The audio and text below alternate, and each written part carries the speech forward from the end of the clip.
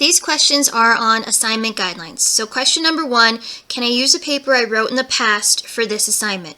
The answer to that is no. I do not allow paper recycling in this course. So if you wrote a rhetorical analysis for a previous class, you may not use that as part or in full for the paper that you're writing for this class. Second question, can I use something that I've written before as my primary text to rhetorically analyze? The answer to that question is also no. You should have a text that is fairly accessible. So it should be a text that I can find online by following the URL that you provide, find in the library using the information on the works cited page with the title and author of the source. If it's a music video, the YouTube link, or lyrics A to Z link that you provide.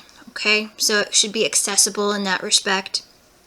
Right, big question here, what is rhetoric and rhetorical analysis? This will be answered largely in our lecture notes, but if you have any questions on the different elements, specifically, I still don't get exigence, or how does context come into play? I've been taught context is something different when doing literary analysis. How is it different in rhetoric? If you have any specific questions, get in touch with me and I can go over that very specifically and individually for you. Okay, next question, how many rhetorical devices should we or can we use? Just one? I advocate using anywhere from 4 to 5 different aspects of rhetorical analysis. And you can group these by paragraph. So one paragraph on what the message is of the text, what the underlying message is of the text. Okay, one paragraph on the context, what was going on in the time period that this was published.